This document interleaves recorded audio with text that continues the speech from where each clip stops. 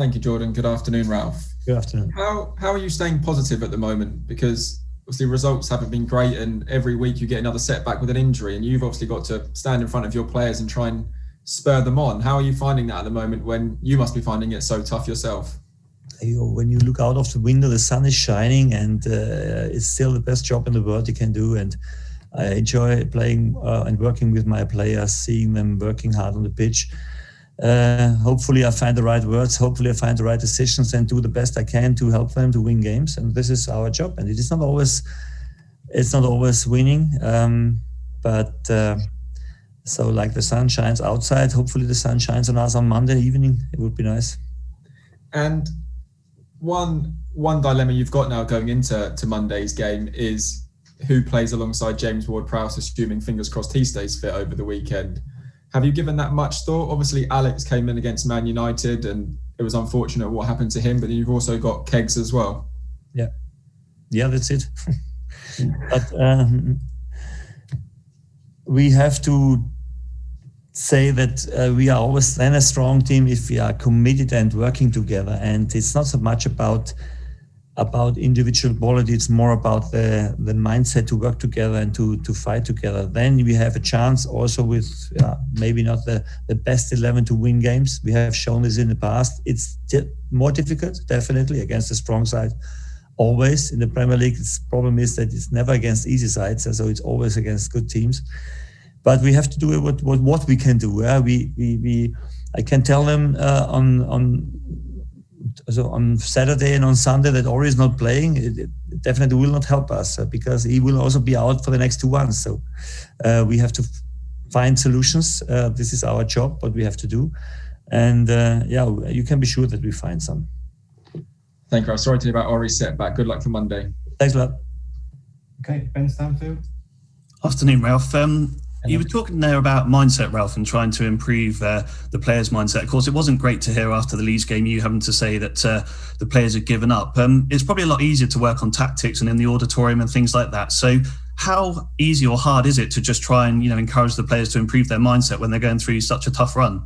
Yeah, it's everything about winning in football. And if you offer them some options this week to get some wins in the sessions, I think can help you building up a mentality. That is what you need to do. And as I said, I have still the feeling that this team has the quality to win games.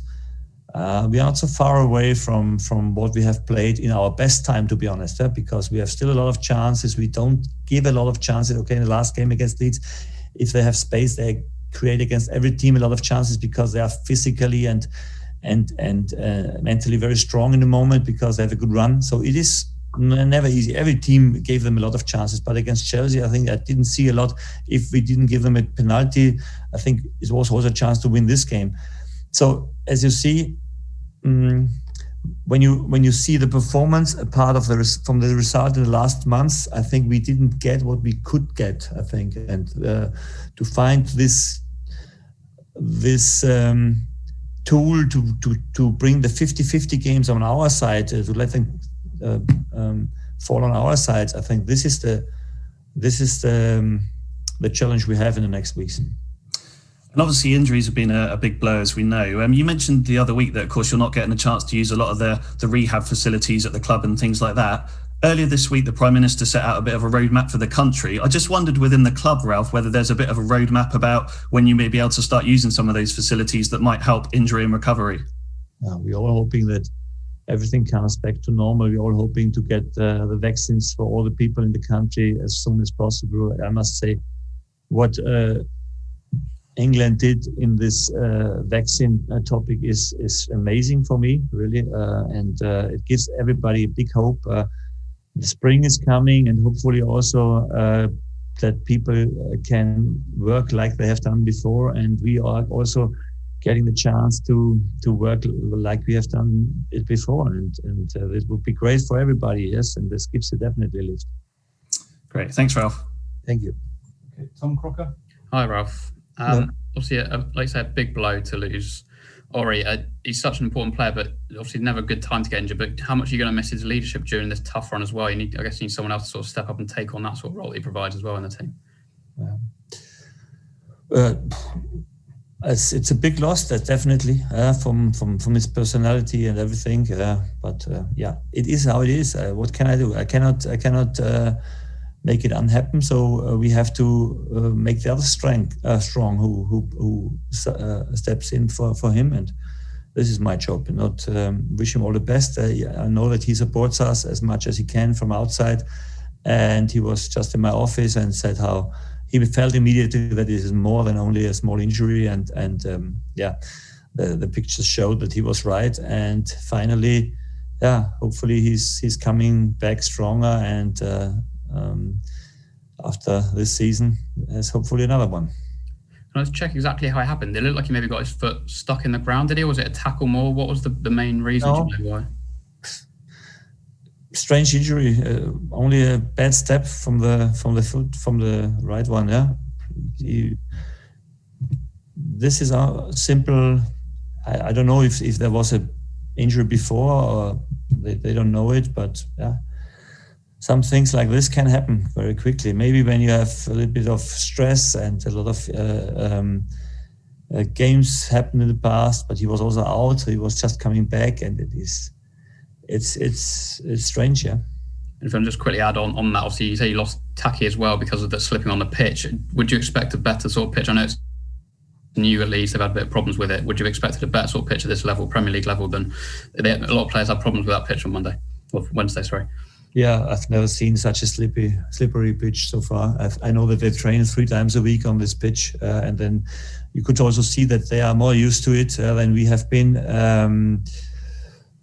For the Premier League, I know that we have other levels, I think, so far. So, but in Germany, at this time of the year, normally the pitches are worse than England. So it is strange that I've never seen such a bad pitch in England so far. But it helps their game definitely more than ours, I think. Thank you, Ralph. All the best Monday. Cheers. Thank you. Okay, Jordan Davies at the Sun. Afternoon, Ralph. You mentioned after the game on Tuesday how Leeds were smart and nasty with how they were breaking up play. Is that something that you would like your team to do more of, especially now you're fighting to get points lower down in the table? And how do you teach players to be that smarter, that much smarter in that sense?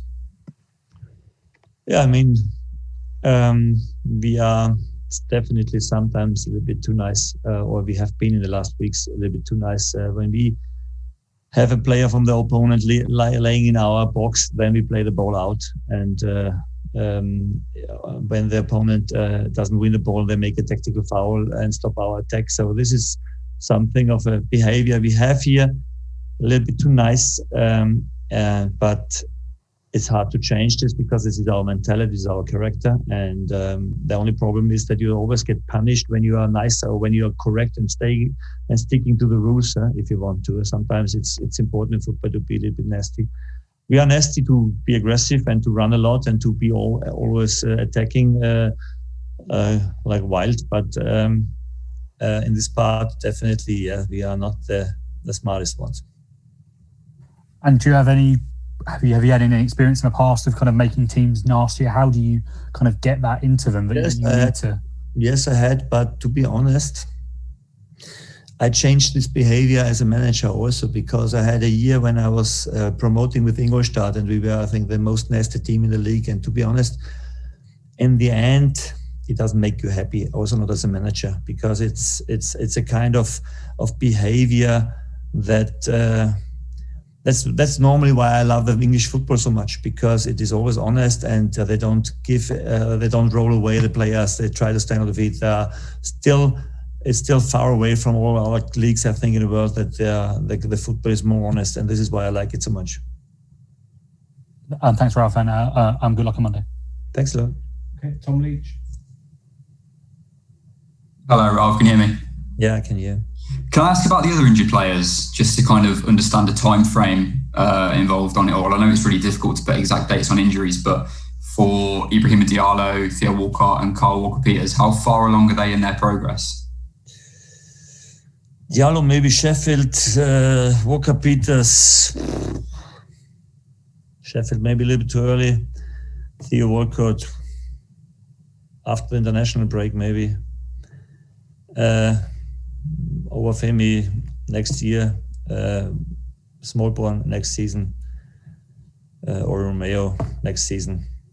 Okay, brilliant, Ralph. Thank you. I know you're on a more positive note, I guess. I know you're as excited as we are about fans returning.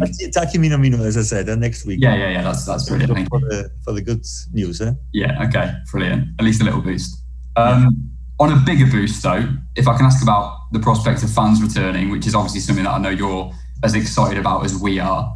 Under the current plan, it looks like Southampton fans won't really return this season because the last game of the season is away at West Ham. So West Ham fans will return. Southampton fans probably won't. I doubt there'll be away fans at that game. You'll probably be surprised to hear that David Moyes says that he thinks that's actually unfair. He wants there to be a Southampton game where Southampton fans can watch and then a West Ham one. Would you agree with that? And would you be willing to kind of urge the Premier League maybe to move the last few weeks of the season just to allow that to happen? I mean, it was surprising for the Premier League also, this message. It came very, very quick. And why exactly on this date? I mean, we see now a progress in the numbers and in the vaccines. Everything goes in the right direction. For me, it's a little bit too early to speak about why on this date or on this date. Yes, it would be more fair if you have a home and an away game in the end for spectators to come. For me, the most important thing, to be honest, is that they get the chance to come back as quick as possible. And I think if we can do it 4 games, then do it 4 games. If it is for 2 games, do it for 2 games, but try to do everything to bring them back as quick as possible. Another one as well, obviously, at the end of the season is the FA Cup games with games at Wembley. I mean, I'm not sure if you've already been asked about that, but even just the prospect of fans coming back for those games, that must be so exciting. But at first we have to win against Bournemouth, and then we can speak about the games at Wembley. But we have the chance to go there. This is another big target we have definitely this season still, and we it would be fantastic definitely. But at first we have to go there. Brilliant, Ralph. Thank you. Best of luck on Monday. Thanks a lot. Okay, thanks very much, everyone. Thank you. Bye bye.